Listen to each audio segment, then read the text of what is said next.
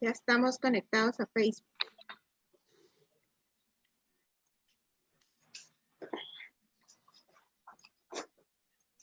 Gracias.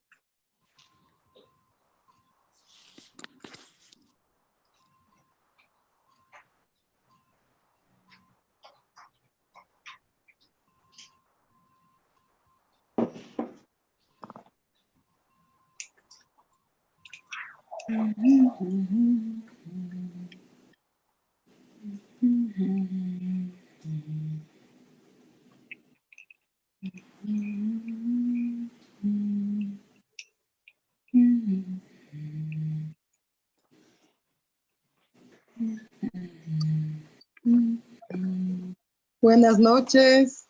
Buenas noches. Buenas noches. Helen.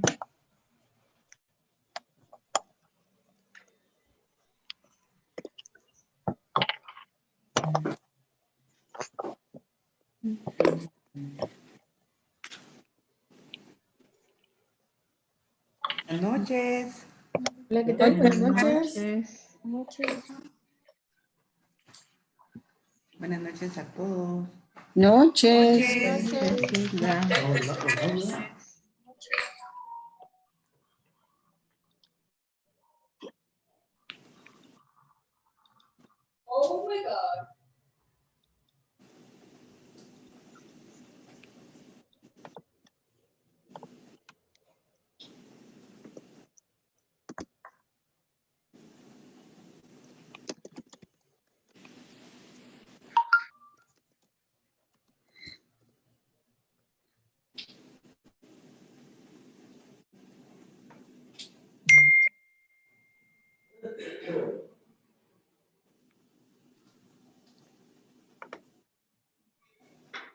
Buenas noches.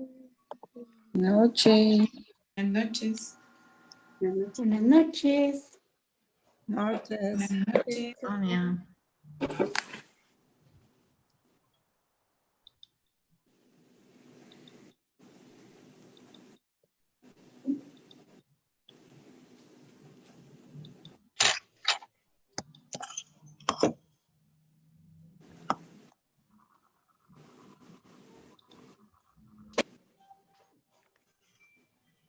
Noche. Noches. Noches. Noches. Noches. Sonia.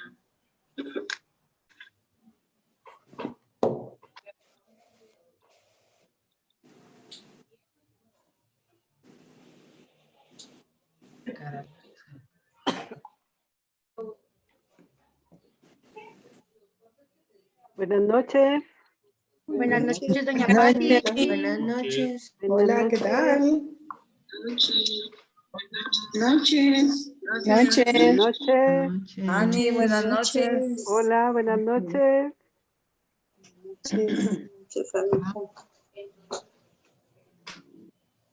En Facebook está Vicky Castizano de Escobar y María Teresa Corado, por el momento.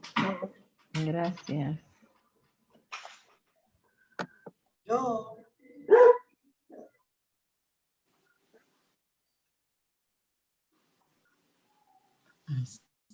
Buenas noches, Jenny. Buenas noches a todas. Buenas noches, Alcira. Buenas noches. Gusto de verte o Gracias de igualmente. oírte. Es que no me miro, Sí. ahorita me voy a poner. Ya, Ya, hoy sí. mucho gusto. Qué bueno que Buenas estás noches. conectada. Sí, gracias. A Jenny. Hola.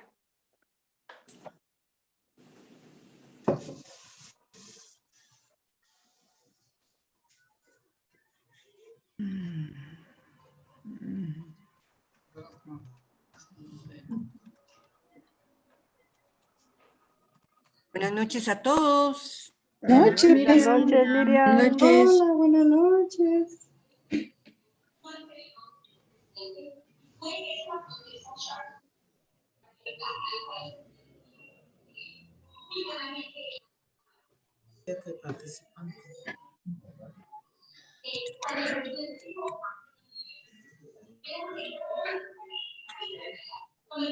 Buenas noches. Buenas Buenas noches. Buenas noches, noches. Jairita. Buenas noches. Gusto de verlos a todos. Igualmente. igualmente. Ah, Gracias, igual. Yo creí que ya venía tarde. Ya no. No, 3 minutitos. Ahora son minutitos o minutotes, no sé. Para mí, minutitos. Depende, dijo. Por eso dije, para mí, minutitos.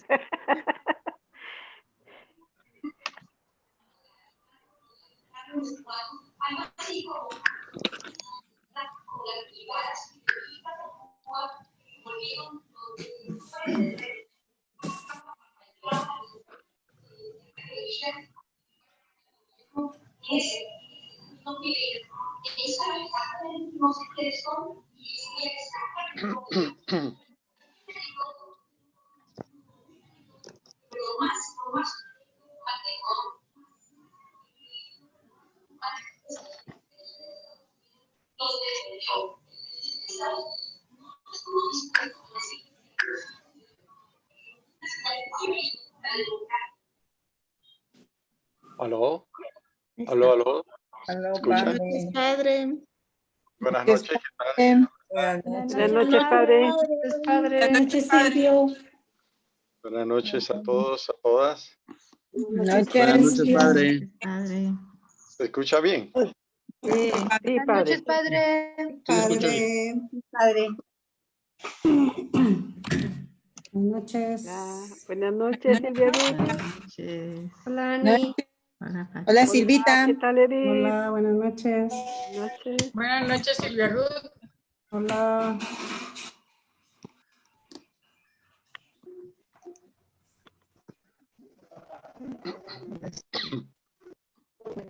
Noches. Buenas noches. Noches. Buenas noches. Buenas noches.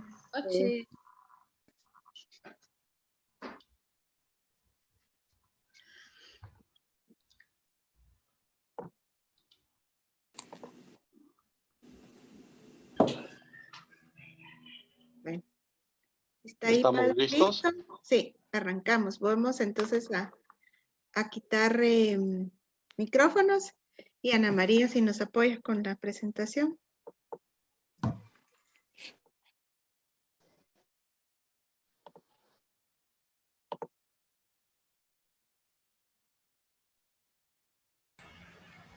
Ya está ahí, Ana María.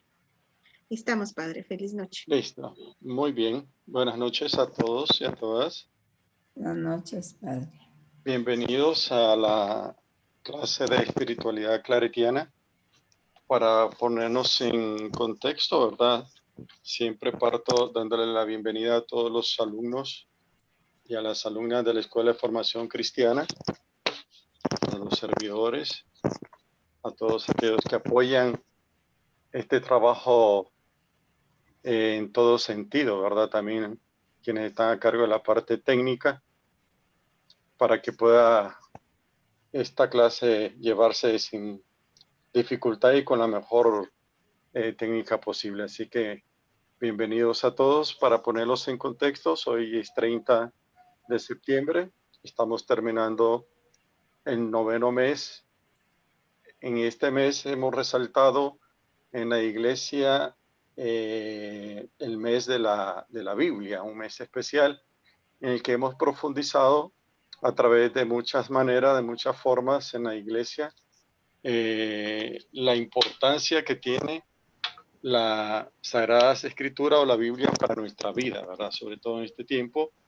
Y hoy, 30 de septiembre, pues celebramos la memoria de San Jerónimo, que fue el que tradujo la Biblia, el primer traductor católico de la Biblia Vulgata que se utilizó durante casi 15 siglos en la iglesia, que fue la que dominó mucho tiempo. Hoy hay muchas traducciones nuevas, ¿verdad? Formidables, más cercanas. San Jerónimo la tradujo al latín y pues sirvió por muchos años, ¿verdad? Entonces, este mes ha sido el mes de la Biblia para todos nosotros y un mes muy especial. También recuerden que el Papa Francisco este mes lo ha proclamado como el tiempo de la creación, ¿verdad? Desde el 1 de septiembre hasta el 4 de octubre, en que vamos a celebrar la fiesta de San Francisco de Asís, en el que el Papa va a presentar una nueva encíclica, va a firmar una nueva encíclica que es sobre el tema de la fraternidad. El tema de la fraternidad, así que va a estar interesante. Yo desde ya les invito, ¿verdad?, que en cuanto salga esta encíclica, los estudiantes de la Escuela de Formación Cristiana, los servidores, pues sean los primeros en comprarla, en buscarla, porque es una encíclica muy importante que habla sobre un tema muy importante en la vida de la fe, que es la fraternidad, ¿verdad? Acuérdense, Laudato Si, ¿verdad?, que hemos estado profundizando por muchos años. Ha sido una encíclica que ha tenido un alcance en la iglesia, en la sociedad fuerte, ¿no? Hay cursos que se están haciendo, experiencias que se están haciendo a partir de la Laudato Si. Ahora viene esta el 4 de octubre, que es el día de San Francisco de Asís, y termina el tiempo de la creación, que le ha llamado, ¿verdad? Iniciamos un nuevo tiempo. También se me había olvidado, se me pasó por alto darle la bienvenida a todos aquellos que se están conectando a través del Facebook Live de la Escuela de Formación Cristiana, como del Facebook Live de la parroquia. Bien, entonces, sin más, damos inicio a nuestra clase poniéndonos en la presencia del Señor, en nombre del Padre, del Hijo, del Espíritu Santo. Amén. Nos apoya Ana María con la oración claretiana, que estamos orando todos los miércoles con ella. Te damos gracias, Padre, porque nos has llamado a seguir a tu Hijo Jesucristo y nos envías, como a los apóstoles y a nuestro fundador, San Antonio María Claret, a anunciar por todo el mundo la buena noticia de la salvación. Arraigados en ti y en el amor al prójimo, te pedimos que nos envíes tu Espíritu para que podamos discernir tu voluntad sobre nuestra congregación en este 26º capítulo general. Como hijos del corazón de María, te confiamos nuestro peregrinar para que, transformada nuestra vida misión, seamos audaces y creíbles mensajeros del Evangelio. Amén. Amén. Y le pedimos al Señor pues que nos envíe su Espíritu, el Espíritu Santo, para que venga en nuestro auxilio, ilumine nuestra mente, fortalezca nuestro corazón, afiance nuestra esperanza, caliente nuestra fe y nos permita continuar caminando por estos derroteros de la vida que hoy nos presenta en medio de las situaciones que hoy nos toca vivir, ¿verdad? Que el Espíritu de Dios, que es fiel a la iglesia y fiel a cada uno de nosotros bautizados, nos siga animando en este tiempo. Bien, continuamos con el tema de la fragua en la vida cotidiana. Tenemos ahí el título, ¿verdad?, con el que iniciamos el miércoles pasado, el título de Patrice May, ¿verdad? Es la segunda etapa de la fragua en la vida cotidiana. Patrice May, como tenemos ahí en la diapositiva, significa en español, Dios es mi Padre. Y quiero hacer un resumen de la clase anterior. Recuerden que estamos haciendo una relectura y una lectura casi literal de este artículo del padre José Antonio Pagola, especialista en Sagradas Escrituras, diocesano español, que ha profundizado mucho en este tema bíblico sobre Jesús y tiene un artículo muy interesante que les recomiendo leerlo, buscarlo en internet, que se llama La Alternativa de Jesús. Bien, dejamos entonces atrás el núcleo Quid Prodex para dar inicio a esta nueva etapa, que es la etapa llamada Patris Mei. Esta etapa está inspirado en el texto del Evangelio de Lucas 2:49, cuando María y José llegan, ¿verdad?, preocupados de regreso a Jerusalén, buscando al niño que se les había perdido en la caravana después de haber estado en Jerusalén. Los padres de Jesús regresan a buscarlo y lo encuentran a Jesús en medio de los ancianos, dialogando, ¿verdad? Y el reclamo que le hace María a Jesús: hijo, ¿por qué nos has hecho esto? Tu padre y yo estábamos muy preocupados por ti. Y Jesús le dice: ¿acaso no sabías que tenía que ocuparme en las cosas de mi padre? Bueno, entonces el padre Claret, este texto es un texto muy para él inspirador en esta etapa de poder vivir la experiencia de Dios como Padre, ocupado en las cosas del Padre. Entonces, esto va a expresar la relación que tiene el padre Claret con Dios Padre. Bien, continuamos. La etapa Patris Mei, ¿verdad?, de la fragua en la vida cotidiana, lo que intenta es exponer simbólicamente la experiencia del amor de Dios que calienta el hierro frío y que lo dispone para recibir la forma. ¿Verdad? Recuerden la saeta, ¿verdad? Estamos hablando de la saeta, aquel hierro lleno de herrumbre que está en la tierra, lleno de escorias, lleno de suciedad, que en las manos, ¿verdad?, del herrero va a hacer posible la creación de una saeta que va a ser capaz de volar lo más alto del cielo, ¿verdad? Una saeta, una flecha. Entonces, esta etapa Patris Mei de la fragua en la vida cotidiana simbólicamente nos ubica dentro de esta experiencia del amor de Dios que calienta el corazón, que calienta el hierro, ¿verdad? Somos hierro frío y somos calentados por el amor de Dios para recibir de Dios la forma que Él quiere. O sea, es dejarnos calentar por el amor de Dios, comunicado por el Espíritu, que equivale a estar en las cosas que miran al servicio de mi Padre, tal como Jesús le dice a María y a José, ¿verdad? Tengo que estar en las cosas de mi Padre. Claret también tiene esta experiencia como Jesús, dedicado a las cosas del Padre. Este va a ser, pues, el fundamento de toda la vida espiritual y misionera, de la experiencia sin la cual no se puede producir ningún proceso de configuración con Cristo. El tema de la configuración con Cristo ya lo hemos abordado en otros momentos, ¿verdad? No es seguir a Cristo, no es imitar a Cristo, sino es configurarnos con Cristo. O sea, cada cristiano, cada uno de nosotros, desde nuestra experiencia espiritual, tiene que ser un Cristo, ¿verdad? Ser la imagen de Cristo. Bien, continuamos.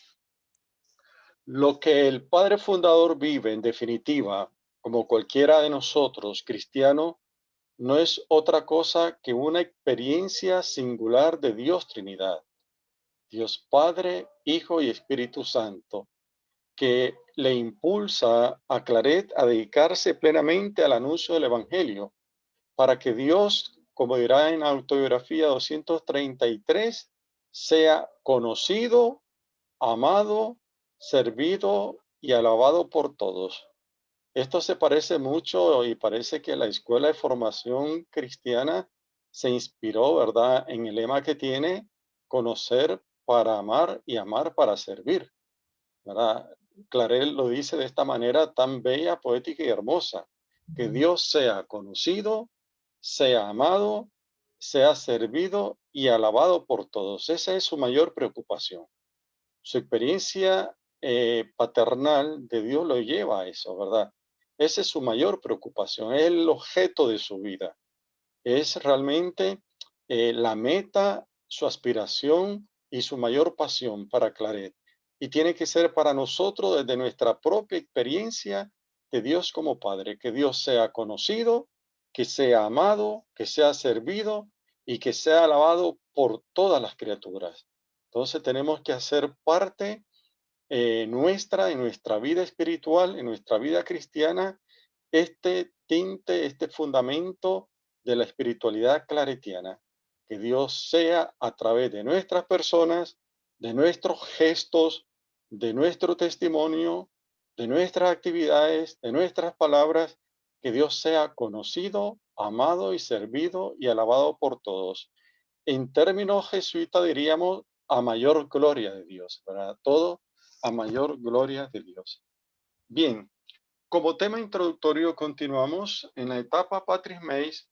Quise compartir pues con ustedes este artículo escrito en el año 2005 por el padre José Antonio Pagola, que nos permite conocer, antes de conocer la experiencia que Claret tiene de Dios como Padre, es importante que nosotros podamos conocer cuál es la experiencia que Jesús tiene de Dios como Padre. Esto es fundamental.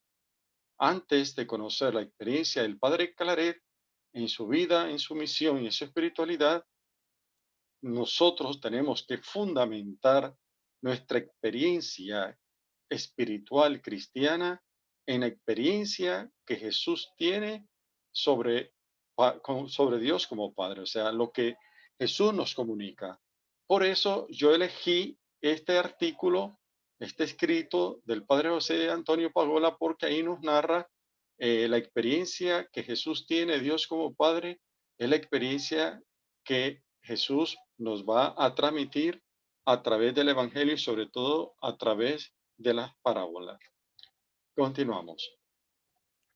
Dijimos el miércoles pasado, afirmamos a partir del texto que le he comentado, que Jesús, tenemos que partir con que Jesús no realiza una teología sobre la paternidad de Dios.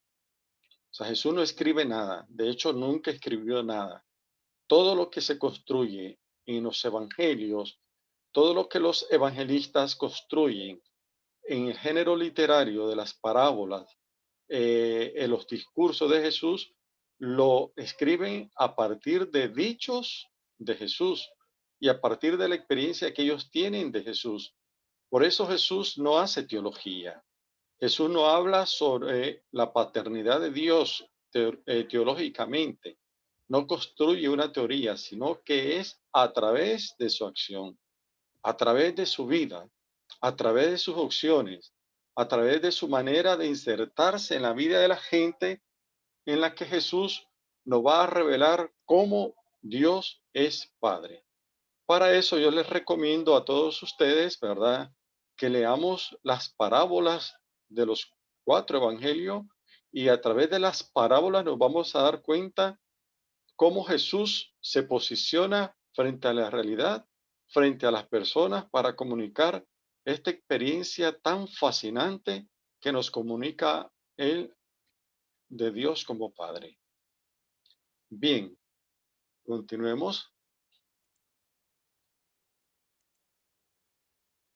Por eso, el artículo de Pagola llamado La alternativa de Jesús nos va a ayudar a nosotros a comprender, a sumergirnos en nuestra propia experiencia de fe, en nuestra experiencia espiritual, en nuestra experiencia humana, para que podamos pensar, sentir y vivir nuestra relación de Dios Padre desde una experiencia totalmente inédita, humana, liberadora, gozosa, llena de confianza, de ternura y de mucho consuelo, ¿verdad? Si nosotros logramos hacer esta experiencia e incursionar en el Evangelio, en los Evangelios, a través de las parábolas y poder descubrir el gran misterio que se esconde detrás de cada una de las parábolas, de los dichos de Jesús, de los refranes de Jesús y de cómo Jesús transmite la experiencia de Dios Padre en su vida, realmente nosotros vamos a adquirir una experiencia de fe, una experiencia vital, una experiencia humana impresionante. O sea, vamos a pensar, sentir y vivir nuestra relación de Dios como Padre desde una forma totalmente inédita, humana, liberadora, gozosa, llena de confianza, llena de ternura y de mucho consuelo. ¿Por qué? Por lo siguiente, continuamos. Jesús de Nazaret es testigo, es impulsor de una nueva manera de entender y de vivir la experiencia de Dios Padre. Hasta hoy, hasta este momento, hasta el tiempo de Jesús, esto no era posible. La figura de Dios Padre y la imagen de Dios Padre no estaba presente en la literatura de los judíos ni en la religión judía. La imagen de Dios Padre y sobre todo la forma como Jesús va a concebir a Dios Padre realmente va a ser una realidad totalmente inédita. O sea, esta relación de Dios Padre va a permitir que haya dentro de nosotros hoy, como a lo largo de los siglos en la iglesia, una convivencia más humana y una construcción de un mundo a partir de la actuación de Jesús y a partir de lo que Jesús predicó y de aquello que para Jesús fue su mayor pasión. Y decíamos, el reino de Dios. ¿Y ese reino de Dios qué es? Ese reino de Dios es sobre todo la compasión, o sea, el principio, la actuación de Jesús. Y a partir de este principio predicado y vivido por Jesús, nos va a comunicar que Dios Padre es absolutamente compasión. O sea, podríamos decir que la compasión es uno de los atributos de la divinidad. Es uno de los atributos de la comunicación de Dios Padre. La compasión. Continuamos. Jesús no habla nunca de un Dios indiferente, de un Dios lejano, de un Dios descomprometido de la vida de los humanos, de un Dios que está allá en el hiperuránio, allá en el cielo, interesado solo por su honor, por su gloria, por sus derechos. En el centro de la experiencia de Jesús no nos vamos a encontrar la imagen de un Dios legislador, de un Dios que intenta gobernar el mundo por medio de leyes, por medio de amenazas a sus criaturas, con castigos terribles para tratar de seducirnos o con premios maravillosos. Tampoco experimenta Jesús a Dios como un ser justiciero, irritado o airado ante nuestros pecados. Totalmente lo contrario. Para Jesús, Dios es absolutamente compasión, es entrañas. La compasión es el modo de ser de Dios. Es su primera reacción ante sus hijos y sus hijas. Es su principio de actuación. Dios siente hacia sus criaturas un amor, una compasión, unas entrañas, de tal manera como una madre siente hacia el hijo que lleva en su vientre. Dios, podríamos decir aquí, nos lleva en sus entrañas. Dios es madre, tiene esa entraña de madre, nos ama como madre. Esta figura materna de la imagen de Dios ha sido muy poco profundizada en nuestro tiempo. Dios, Padre, Madre, lleva en lo más profundo de su ser un amor entrañable a cada uno de nosotros. Por eso, hermanos y hermanas, las parábolas más bellas y más conmovedoras, que salieron de los labios de Jesús fueron precisamente aquellas que se construyeron a partir de la experiencia y de la intuición que Jesús tuvo de la misericordia de Dios en la vida del ser humano. Entonces, que nos quede esto, ¿verdad? Dios no es indiferente, Dios no es un descomprometido de nuestra vida, Dios no es un desinteresado que solamente está preocupado en su gloria, Dios no es un legislador, Dios no es un justiciero, Dios es esencialmente, desde la experiencia de Jesús, compasión, es entrañas. Ok, continuamos. La compasión, ¿verdad? Es lo que nosotros tenemos que aprender de Jesús, sentir como Jesús. Esta experiencia de un Dios compasivo es el punto de partida de toda la actuación de Jesús. Es lo que conduce a Jesús a introducir en la historia humana un nuevo principio de actuación. Y este principio de actuación es la compasión. Por eso, vuelvo y repito, la compasión no es para Jesús una virtud más, sino es la única manera de ser como Dios. O sea, a Dios solamente lo podemos conocer como compasión absoluta. Bien, continuamos. Jesús introduce en medio de esta sociedad, lo diría el padre Pagola, una nueva alternativa. Una alternativa que lo va a transformar todo. No es el Dios del Antiguo Testamento, no es el Dios del poder, el Dios aislado, el Dios justiciero, el Dios que extermina pueblo para dar tierra a su pueblo. Dios es sobre todo compasión, y ya lo dice Jesús, sean compasivos como vuestro Padre es compasivo. Es la compasión de Dios, pues, y no la santidad, el principio que ha de inspirar nuestra espiritualidad cristiana, nuestra actuación humana. Con esto, hermanos, Jesús no está negando la santidad de Dios. Al contrario, la está cualificando, esa santidad. O sea, la santidad no es separación de lo impuro, el rechazo de lo no santo. Dios es santo y es grande, pero es santo y es grande no porque rechace e excluya a los paganos, a los pecadores o impuros, sino porque ama sin excluir a nadie de su compasión.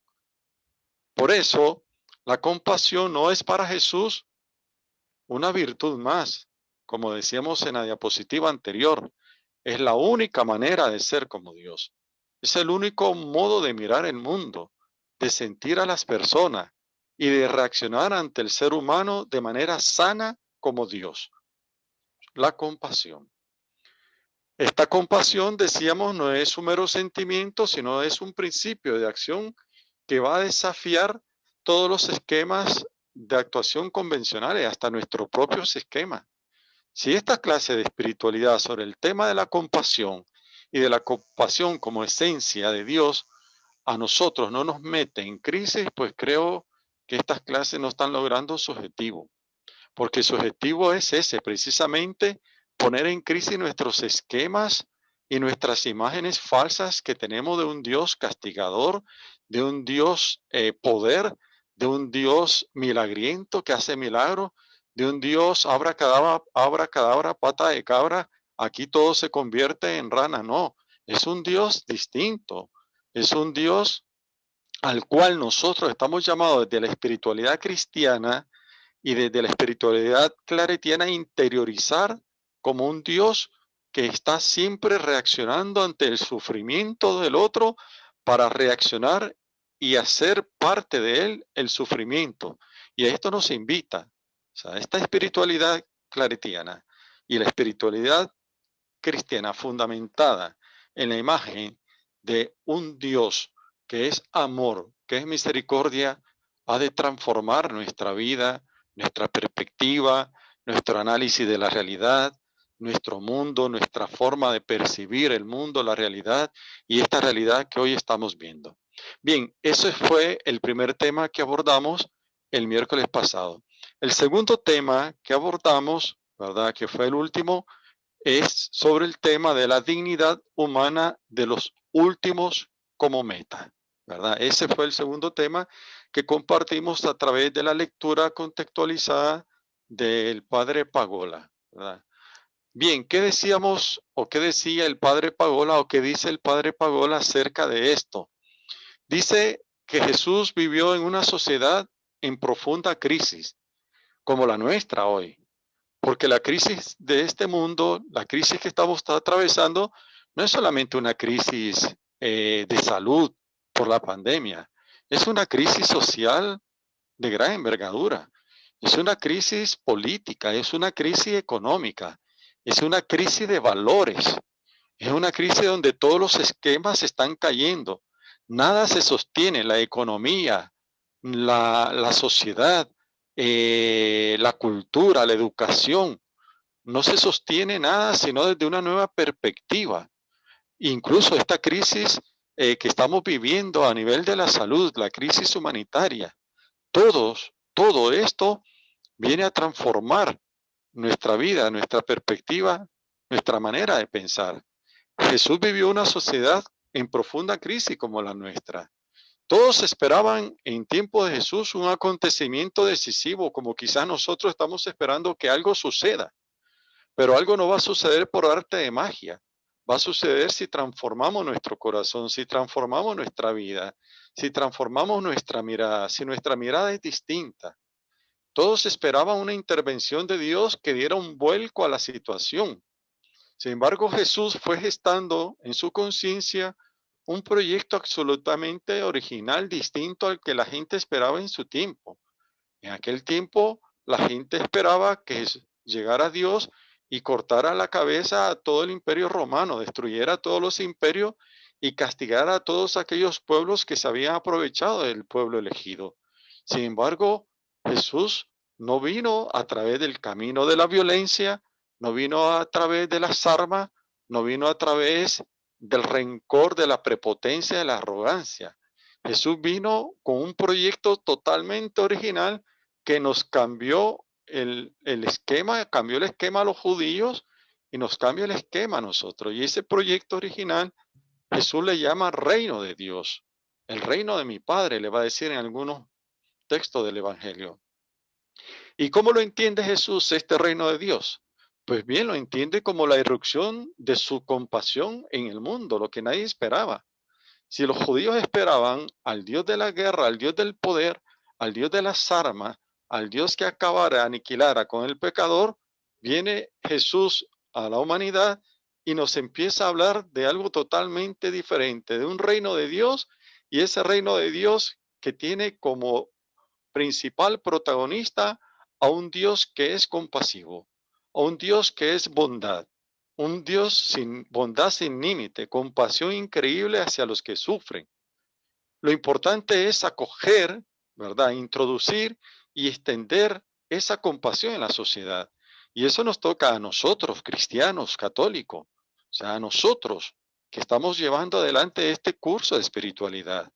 Nosotros que estamos haciendo esta experiencia de espiritualidad. La tarea, la misión, no es la misión del Papa, de los obispos, de los sacerdotes, de las hermanas, de las religiosas, de los religiosos, de los misioneros. Es la misión de todos nosotros, de poder introducir esta experiencia inédita y absoluta de Dios como compasión, como Padre. Un Dios bondadoso, sin límite, un Dios que cree en el ser humano, a pesar que el ser humano ha castigado y ha destruido y está destruyendo esta casa, la casa común, ¿verdad? Dios sigue creyendo en nosotros y espera de nosotros, cristianos católicos, desde una espiritualidad más enraizada en el Evangelio, poder extender esta compasión en el mundo, en la sociedad.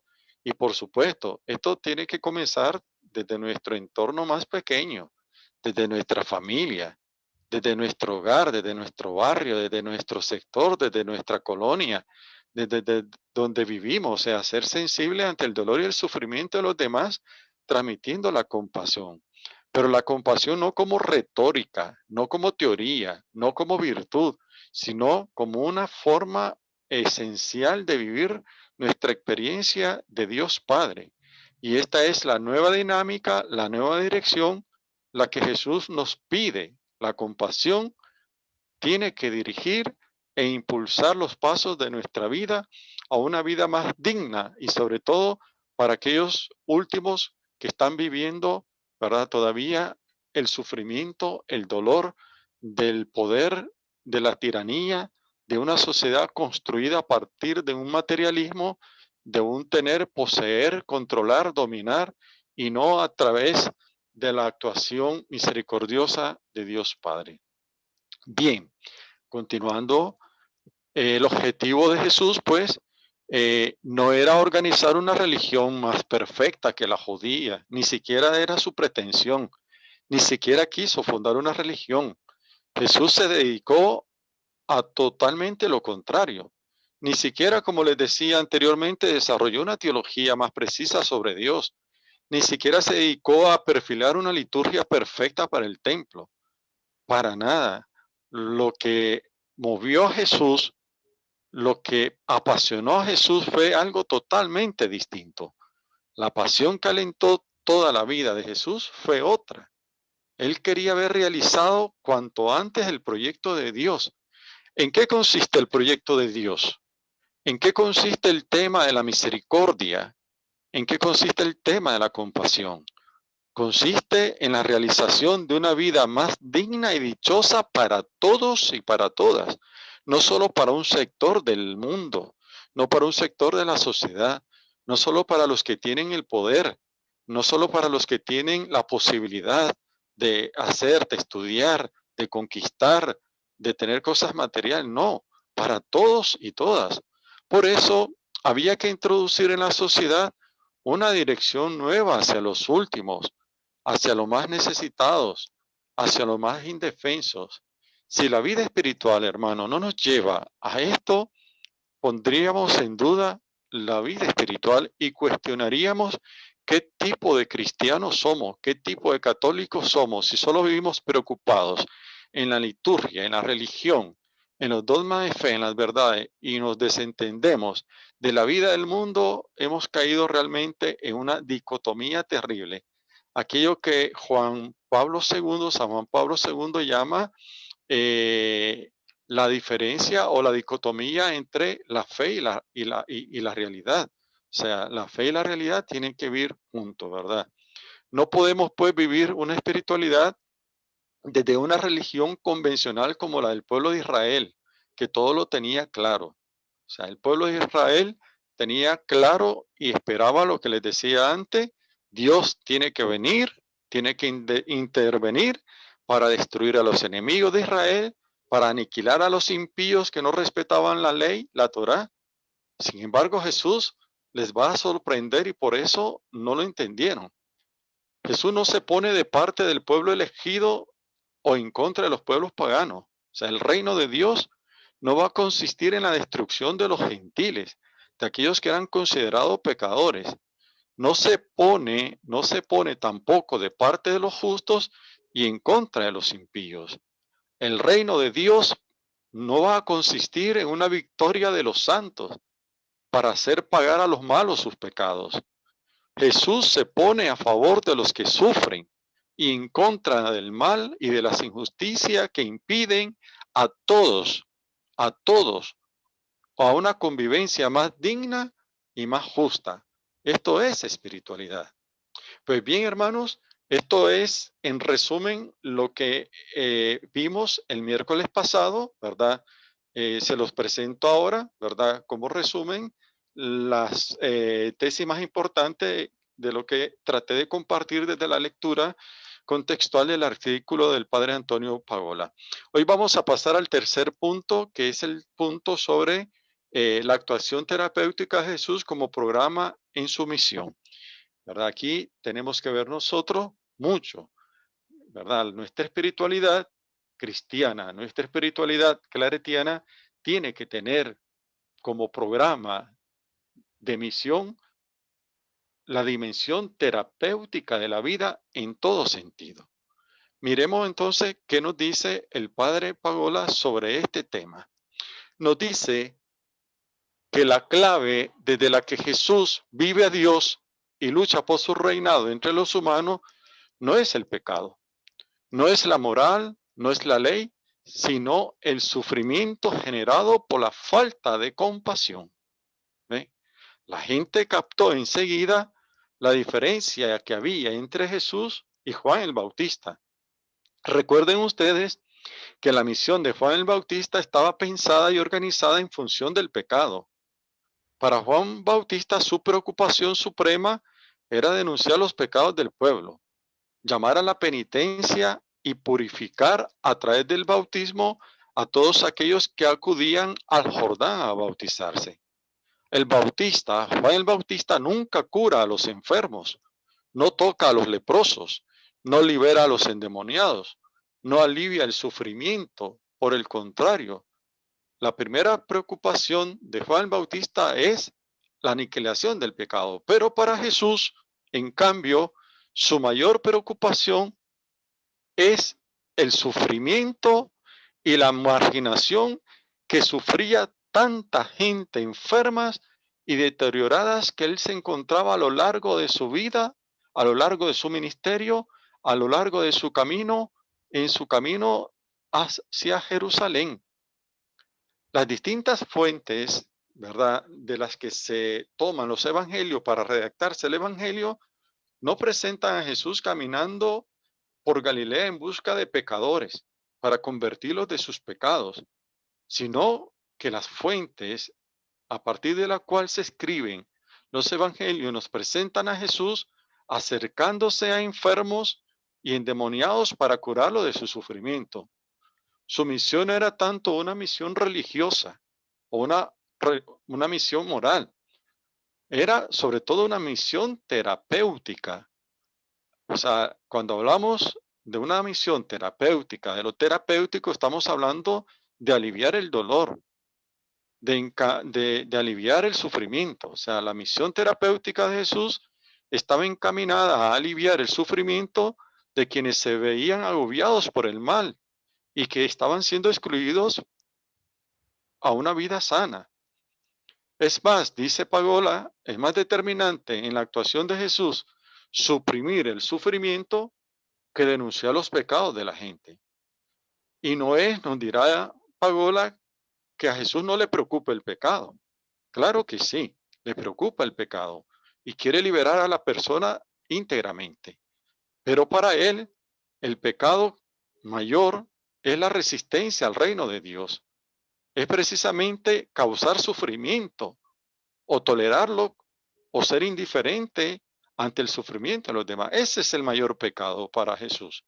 No es el tema moral, no es el tema de las virtudes, es el tema social. Para Jesús, el mayor pecado que podemos nosotros todavía en este tiempo como cristianos vivir es la indiferencia, es la falta de sensibilidad, es la falta de acercamiento, es la indiferencia, es desentendernos de los demás.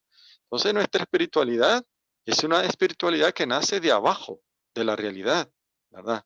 Por eso, siguiendo con la siguiente diapositiva, nos dirá el padre Pagola que se ha dicho con mucha razón que frente a la mística de los ojos cerrados propios de las religiones orientales, ¿verdad?, como la de Buda, la espiritualidad de Oriente, Jesús hace un cambio.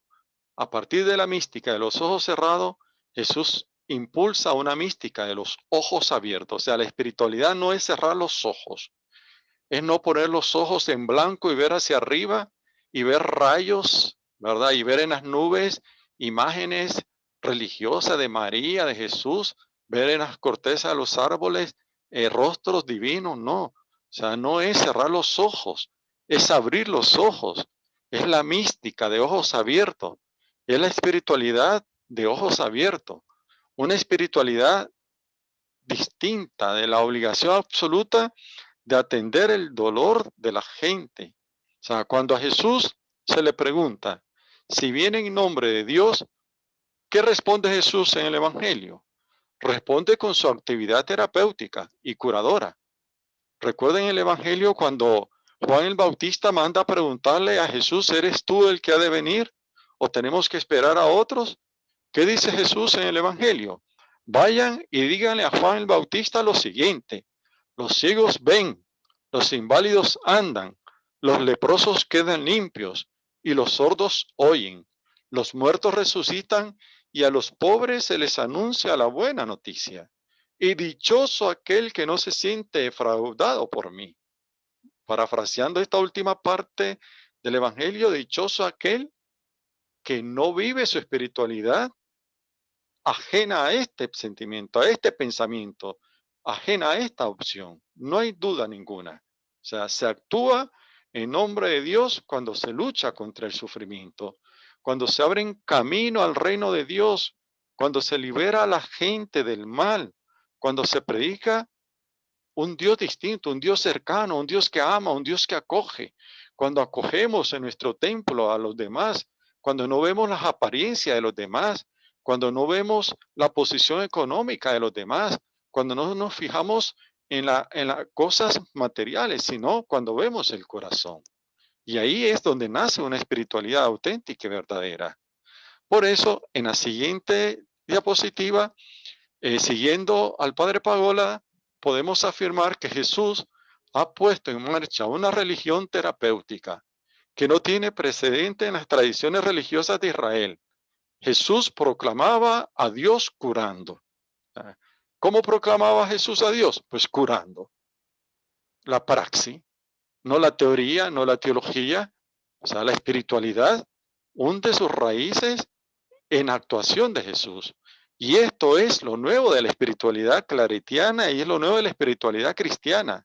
Jesús pone en marcha un proceso de sanación individual y social con una intención de fondo. ¿Cuál es? Curar, aliviar el sufrimiento, restaurar la vida. Sobre todo, hermanos, el cuarto evangelio pondrá en boca de Jesús una frase que va a resumir lo que yo he dicho hasta hoy. ¿Qué dice en Juan Jesús? Yo he venido para que tengan vida y vida abundante. Y esa es la espiritualidad. Esa es una espiritualidad. Pero claro, tenemos que tener un poco de cuidado. Pasando a la siguiente diapositiva, no hemos de pensar solo en las curaciones como un hecho así de milagro. O sea, es toda la actuación de Jesús que se encamina a construir una sociedad nueva, más saludable. O sea, la rebeldía de Jesús frente a tantos comportamientos patológicos de raíces religiosas. O sea, la espiritualidad de verdad, la espiritualidad que nace del Evangelio, que nace de Jesús, de la praxis de Jesús, de la fidelidad al Espíritu de Jesús, es una espiritualidad que ataca de raíz todo aquello patológico que hay en nuestra espiritualidad religiosa, todo legalismo, toda hipocresía, todo rigorismo, todo vacío de amor. Su esfuerzo por crear una convivencia más justa y solidaria, su ofrecimiento de perdón a gente hundida en la culpabilidad y la ruptura interior, su acogida a los maltratados por la vida o la sociedad, su empleo en liberar a todos del miedo y la inseguridad para vivir desde la confianza absoluta de Dios. Eso es lo que quería Jesús, que el pueblo, que la gente y que nosotros hoy vivamos desde esta confianza absoluta en Dios, que es Padre, que es amor, que es misericordia. Seguimos adelante. Jesús solo llevó a cabo un puñado de curaciones. Por las aldeas de Galilea y Judea quedaron otros muchos ciegos, leprosos y endemoniados sufriendo sin remedio su mal. Solo una mínima parte experimentó su fuerza curadora. Jesús no pensó nunca en los milagros como una forma fácil de suprimir el sufrimiento en el mundo, sino solo como un signo para indicarnos a nosotros la dirección en la que hemos de actuar. O sea, los ciegos, los leprosos, los endemoniados, los que están sufriendo por este mal de este mundo, por este mundo que ha impuesto una dinámica nueva, la dinámica del poder, del tener, del poseer, del dominar, de controlar, este mundo que está en crisis gracias a esta pandemia, es un mundo que nosotros tenemos que cambiar desde la actuación de Jesús. Entonces, el sufrimiento, el dolor en el mundo, no le echemos la culpa a Dios, no le echemos la culpa a Jesús. El sufrimiento, el dolor, los ciegos, los leprosos que están a lo largo del camino son parte de nuestra actuación y es lo que tiene que llenar nuestra vida de una espiritualidad donde podamos realmente entrar en la experiencia de la acogida e introducirnos en el reino de Dios, ¿verdad? En el mundo, pero desde la perspectiva del amor, desde la perspectiva de la misericordia. Bien, pasamos al último punto, que es el cuarto, ¿verdad? Ya vamos casi terminando. Disculpe que vaya acelerado un poco rápido, ¿verdad? Pero mi objetivo es terminar esta noche esta introducción, ¿verdad? El otro tema fundamental, ¿verdad? Es el tema del perdón. El perdón como horizonte. Dice ahí en la diapositiva que ustedes tienen enfrente, el que perdona la ofensa cultiva el amor. El que insiste en la ofensa divide a los amigos. Proverbio 17:9. Continuamos entonces. Vamos a desarrollar ahora la lectura sobre el tema del perdón. Bien, lo que provocó más escándalo y hostilidad hacia Jesús durante su actividad en Galilea fue su amistad con los pecadores. Nunca había ocurrido algo parecido en Israel. Ningún profeta se había acercado a los pecadores. Ningún profeta se había acercado a ellos en actitud de respeto, de amistad y simpatía. Al contrario, era exclusión. Lo de Jesús es realmente inaudito. El recuerdo que había dejado Juan el Bautista era muy diferente. Recuerden ustedes, repito, Juan el Bautista había denunciado a los pecadores. Les había recordado el castigo que los amenaza y había introducido un gran rito de purificación y penitencia para sacarlos del pecado. Su actuación no escandalizó a nadie y a pesar de eso murió mártir. Era lo que se podía esperar de un profeta en aquel tiempo, en tiempo de Jesús. Por eso recuerden que Juan el Bautista es considerado el último profeta del Antiguo Testamento y Jesús viene a inaugurar un tiempo nuevo. Por eso Juan el Bautista hace lo que tiene que hacer en su misión. Un profeta defensor de la alianza entre Dios y el pueblo. Pero lo de Jesús era distinto y es difícil de entender para el pueblo judío y muchas veces es distinto y difícil para entender hoy para nosotros. Jesús no hablaba de la ira de Dios contra los pecadores. Al contrario, repetía una y mil veces que en el reino de Dios había sitio para los pecadores, para los recaudadores de impuestos, para las prostitutas. No se dirigía a ellos en nombre de un juez irritado, sino de manera amistosa y acogedora, en nombre de un Padre compasivo. Jesús no les amenazaba ni les urgía un bautismo de penitencia. Los convidaba a sentarse a su mesa y les invitaba a seguirle. ¿Cómo un hombre de Dios, como era Jesús, podía aceptar como amigos este tipo de gente sin previamente pedir la conversión? Y son las grandes críticas que le hacen los fariseos, los escribas a Jesús.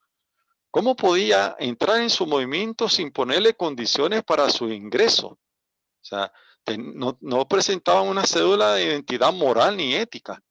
Y esto era lo que más escandalizaba a los religiosos de aquella época, a los legalistas, a los que fundamentaban su espiritualidad en la ley por la ley, en la ley vacía, en la letra vacía. Con Jesús era algo totalmente distinto, algo inimaginable. Algo totalmente inédito. Un hombre de Dios que se sentaba a comer a la misma mesa con todos los pecadores. Y este gesto de Jesús fue un gesto que provocó mucha rabia, ¿verdad? Provocó persecución y provocó finalmente hasta su muerte, porque la reacción del poder religioso de aquel tiempo que veía la religión que se desvanecía, el poder religioso y la economía religiosa, vieron como un atentado al statu quo. Entonces Jesús va a generar una reacción inmediata contra él, de rechazo de parte de la gente religiosa de su tiempo. Este tema era explosivo, era totalmente distinto. Sentarse a la mesa con alguien siempre es signo de respeto. Es signo de confianza, es signo de amistad. Ustedes saben, no se come con cualquiera. Cada uno come con los suyos. Los gentiles con los gentiles, los judíos con los judíos, los ricos con los ricos, los pobres con los pobres, los fariseos con los fariseos, los monjes de Qumran con su comunidad. Jamás se había visto en la historia, en aquel tiempo en que nace Jesús, un hombre tan piadoso como Jesús, y tan respetable como Jesús, que se sentara a la misma mesa a comer con pecadores y prostitutas. Comer juntos en la misma mesa, ¿qué quiere decir? Que se pertenece al mismo género, al mismo grupo. Y la gran pregunta que nos hace el Padre Pagola en este artículo para ponernos en crisis, ¿verdad? Y ponernos a pensar qué querría decir Jesús con este gesto. ¿Estaba de parte de los pecadores? ¿Pertenecía al mismo grupo? Pensemos. Pero hay una cosa que es cierta. Pasamos a la siguiente diapositiva, que Jesús insistía en comer con todos. Su mesa estaba abierta a cualquiera. Nadie se debía sentir excluido. No hacía falta ser puro para comer con él. No era necesario limpiarse las manos. Podían compartir su mesa gente poco respetable, incluso pecadores que vivían al margen de la alianza. Jesús no excluía a nadie. En el reino de Dios todo ha de ser diferente. La misericordia acogedora sustituye a la santidad, a la sanidad excluyente, perdón. El reino de Dios es una mesa abierta donde pueden sentarse todos y todas. Si no, leamos los evangelios y miremos cuántas veces Jesús come con los pecadores. Y fíjense que también come en la mesa de los puros, de los puritanos, de los fariseos. Y los fariseos lo critican porque llega una mujer a lavarle los pies, a llorarle a los pies, a besarle los pies. Jesús come con todo, no le importa, rico, pobre, poderoso o el que no tiene nada. No hay exclusión, porque el reino de Dios es una mesa abierta para todos, donde todos pueden sentarse. Seguimos, ya vamos terminando. Probablemente nunca ha habido sobre la tierra un hombre que ha proclamado con tal fuerza y tan hondura la amistad, el perdón y la acogida de Dios hacia quienes lo olvidan o rechazan. Su mensaje sigue aquí resonando para quien lo quiere escuchar. Aquí termino con estas palabras textualmente del padre José Antonio Pagola como resumen de toda esta introducción, que él dice en lenguaje casi español, usando el veáis: cuando os veáis juzgado por la ley, sentíos comprendido por Dios. Cuando os veáis rechazados por la sociedad, sabed que Dios os acoge. Cuando nadie os perdone vuestra indignidad, sentid sobre vosotros el perdón inagotable de Dios. No lo merecéis, no lo merece nadie, pero Dios es así. Es amor, es perdón. No lo olviden nunca. Crean en esta buena noticia. Amor y perdón, misericordia y perdón, misericordia y compasión son los elementos, la base fundamental de toda espiritualidad cristiana y claretiana que nos tiene que llevar a la acción y a la configuración con Jesús. Si no somos como Jesús, si no hacemos lo que Jesús nos pide, pues estamos distantes del corazón del Padre. El corazón del Padre alcanza todos aquellos que nos hacemos humildes y sencillos y que queremos vivir nuestra vida cristiana desde la perspectiva de Jesús. Bien, hermanos, hasta aquí hemos terminado el tema de la introducción, ¿verdad? Espero que les haya gustado pues esta introducción. A mí me encanta esta lectura del padre Antonio Pagola, la releo constantemente para evaluar siempre constantemente mi vida también. Yo se las recomiendo. Ahora vamos a pasar a una propuesta que les traigo, a un trabajo que vamos a hacer. Ahí ustedes tienen un título que dice Camino hacia el 26º capítulo general de los misioneros claretianos. Conversatorios claretianos. Sobre este camino hacia el 26 capítulo general, eso mismo, sí, me enreda un poco, pero bueno, 26 capítulos general de los misioneros claretianos, ya les he hablado anteriormente y de hecho la oración que hacemos al inicio está tomada de esto, ¿verdad? Miren, la propuesta es la siguiente. Pasamos a la siguiente diapositiva. La propuesta es la siguiente. Llegado el mes de octubre, para nosotros, aquí en nuestra parroquia, San Antonio María Claret, es un mes importante por 3 razones. La primera es la fiesta titular dedicada a San Antonio María Claret, cuya espiritualidad y carisma intentamos vivir en nuestra parroquia. Todas las realidades pastorales. la Escuela de Formación Cristiana y ha sido la razón de este curso de espiritualidad claretiana que hemos venido desarrollando todos los miércoles. También otra razón, este 24 de octubre vamos a celebrar a nivel mundial y en nuestra parroquia los 150 años de la Pascua de San Antonio María Claret. Cuando hablamos de la Pascua hablamos de su muerte. Para los cristianos la muerte es una Pascua, es un paso de esta vida a la vida de Dios. Por eso estamos hablando de 150 años de la Pascua de San Antonio María Claret, un acontecimiento muy importante para los misioneros claretianos a nivel mundial y para nosotros a nivel parroquial. Y finalmente la tercera razón es que nosotros, misioneros claretianos, nos estamos preparando para llevar a cabo esta celebración, ¿verdad?, del capítulo general de la congregación.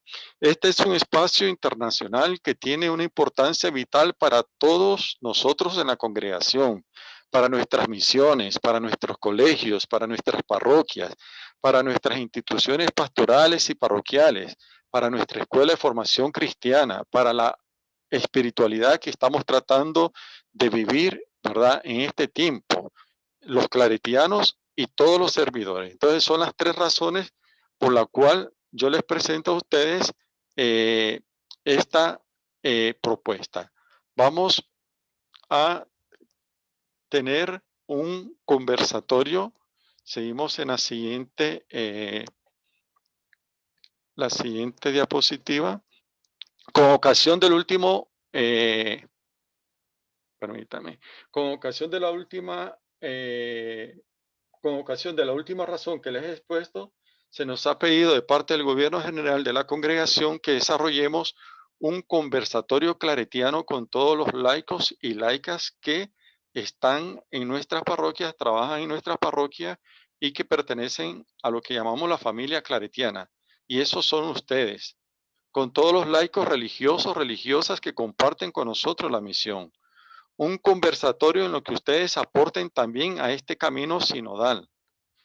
Queremos caminar con ustedes, escucharles, conversar y que nos cuenten su experiencia y nos den sus aportes para que juntos mejoremos nuestro camino y hagamos que la misión claretiana siga en la iglesia con fuerza, con sentido, fieles al espíritu que animó a San Antonio María Claret, nuestro Padre. Por eso, el próximo miércoles vamos a realizar en vivo, ¿verdad?, con ustedes como parte del curso de espiritualidad, este conversatorio claretiano. Y va a consistir en las siguientes preguntas que les voy a poner a continuación, ¿verdad? Estas preguntas van a quedar ahí. Le voy a pedir, ¿verdad?, a los que llevan adelante, ¿verdad?, a la Junta Directiva de la Escuela de Formación que se la mande a todos los estudiantes, ¿verdad?, para que la tengan previamente. La idea es que participen todos, ¿verdad?, no solamente los estudiantes, sino que también la Junta Directiva, la escuela, los profesores, los servidores, o sea, todos los que quieran opinar, compartir su experiencia. Y las preguntas son estas, son 6. La primera dice, ¿has tenido alguna experiencia directa de relación con nuestra comunidad? Me refiero a la comunidad claretiana, ¿verdad? ¿Has tenido alguna experiencia directa de relación con nuestra comunidad? ¿Qué ha significado para ti esta relación? ¿Recuerdas alguna historia concreta en relación con los claretianos que te ha llamado la atención? ¿Qué es lo que más aprecia de esta comunidad claretiana tal como tú la conoces? ¿De qué manera, la cuarta pregunta, de qué manera crees que esta comunidad está contribuyendo al desarrollo de las personas de nuestro entorno? Quinta pregunta, ¿crees que estamos colaborando suficientemente con otras organizaciones sociales en este lugar? Y la última, que es muy importante, todas son importantísimas, ¿verdad? Estas preguntas no son que la tienen que contestar así literalmente, sino que son para provocar un diálogo entre nosotros, ¿verdad? Y la última tiene para mí una importancia vital, es ¿hacia dónde crees que debería enfocarse la misión de la comunidad claretiana en los próximos años para ser significativa? Miren que de esta respuesta de ustedes depende muchas cosas, muchos cambios. Y no solamente a nivel local en nuestra comunidad claretiana y nuestra parroquia, sino a nivel mundial. Porque esta misma experiencia se está haciendo a nivel mundial. A nivel mundial se está haciendo el consenso y las preguntas a todos los organismos internacionales de la congregación, parroquias, misiones e instituciones sociales, etcétera. Estamos haciendo o sea, haciéndole a ustedes partícipe de este momento tan hermoso del Espíritu que Dios nos concede, la oportunidad de renovar nuestra misión. Por eso yo les invito pues a ustedes, ¿verdad?, a contestar estas preguntas, se las vamos a dejar ahí. Ya después, ya Ana María, ¿verdad?, que creo que es la que manda el material, ya este material ya lo puede mandar a todos los estudiantes y ahí van a tener la pregunta. Entonces, por favor, para el próximo miércoles, céntrense en estas 6 preguntas. Vamos a hacer, como hemos hecho otras veces, un coloquio, ¿verdad?, espiritual, un coloquio donde ustedes tienen la oportunidad de compartir, ¿verdad?, lo que hay en su corazón, de poder decir lo que sienten, lo que piensan, lo que quieren de la misión claretiana, de la espiritualidad claretiana, de cómo han vivido su experiencia cristiana desde el carisma y desde la espiritualidad de San Antonio María Claret. Y ya para terminar, ¿verdad?, finalmente quiero hacerles una invitación. Pasamos la diapositiva. Tienen ustedes ahí, que también les va a llegar en el material, un cuadro. Dice Claret, 150 años de memoria, herencia y testimonio. Hay 3 días de este mes de octubre, martes 6, miércoles 7, viernes 9, que se va a desarrollar a nivel de Centroamérica y a través de Zoom, un espacio de compartir a nivel de todo Centroamérica, donde en este Zoom van a entrar todos los misioneros claretianos de Centroamérica y todos aquellos laicos y laicas que quieran participar de nuestra misión. Yo les voy a mandar con tiempo a la Junta Directiva el enlace, ¿verdad?, para que ustedes se puedan enlazar en estos días.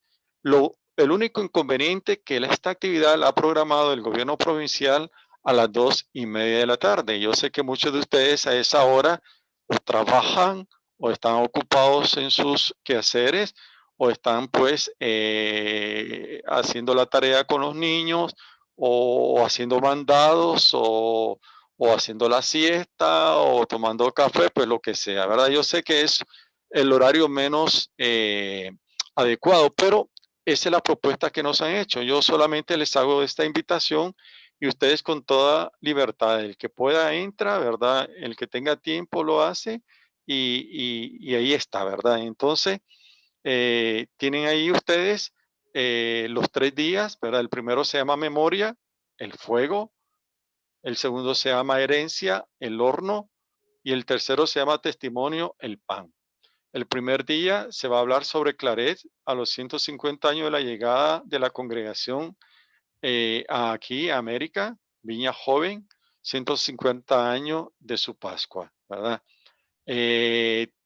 Exposición, Carlos Sánchez, ¿verdad?, un misionero claretiano que domina mucho este tema. Luego el miércoles 7 tenemos Claret y su herencia profética y martirial. Los rasgos carismáticos, vamos a hacer un homenaje a San Romero de América y a Pedro Casaldáliga, misionero claretiano. Y el último día, que es el viernes 9, Claret y su testimonio abrazador, proceso de transformación y prioridades, misiones, testigos en cada país de Centroamérica. Pero entonces, ahí les va a llegar a tiempo la propuesta. No tienen que inscribirse, solo les mandamos el link, ¿verdad?, del Zoom y ustedes se meten, ¿verdad?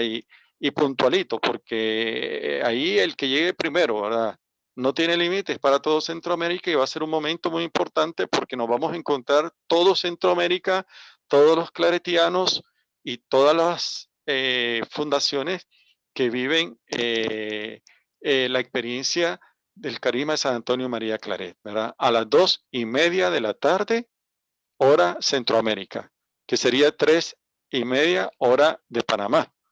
Entonces, a las 2:30 de la tarde. Pero ya les mandaremos la invitación para que se puedan conectar. Bien, vamos a terminar pues, ¿verdad? Mil disculpas porque me he robado aquí el tiempo, ¿verdad? Son las 8:37, pero bueno, vamos a terminar con honor, ¿verdad? Quiero terminar hoy este día con una oración muy hermosa, sobre todo aprovechando que estamos terminando el mes dedicado a la Biblia y sobre todo el tiempo de la creación que termina el 4 de octubre con una oración muy hermosa, ¿verdad? Así que hacemos la siguiente oración. Aquí sí ya le pediría a Ana María que me apoye, que me ayude porque ya casi no tengo aire, ¿verdad?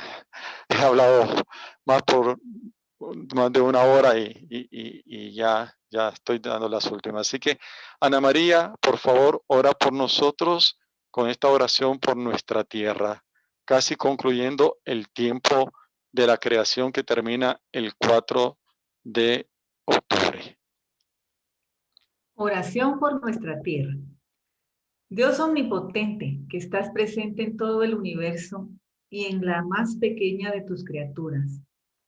Tú, que rodeas con tu ternura todo lo que existe, derrama en nosotros la fuerza de tu amor para que cuidemos la vida y la belleza. Inúndanos de paz para que vivamos como hermanos y hermanas sin dañar a nadie. Dios de los pobres, ayúdanos a rescatar a los abandonados y olvidados de esta tierra que tanto valen a tus ojos. Sana nuestras vidas para que seamos protectores del mundo y no depredadores, para que sembremos hermosura y no contaminación y destrucción. Toca los corazones de los que buscan solo beneficio a costa de los pobres y de la tierra. Enséñanos a descubrir el valor de cada cosa, a contemplar admirados, a reconocer que estamos profundamente unidos con todas las criaturas en nuestro camino hacia tu luz infinita. Gracias porque estás con nosotros todos los días. Aliéntanos, por favor, en nuestra lucha por la justicia, el amor y la paz. Muy bien, el Señor esté con todos ustedes. Y con su espíritu. Y que la bendición de Dios Todopoderoso, Padre, Hijo y Espíritu Santo descienda sobre ustedes y permanezca siempre. Amén. Amén. Nos vemos el próximo miércoles, si Dios quiere, llueve, truene o relampaguee, ¿verdad? En el conversatorio Muchas gracias. claretiano. Y las actividades que les estoy invitando, recuerden, es a las 2:30 hora Centroamérica. Ahí tienen la fecha, ahí tienen el día.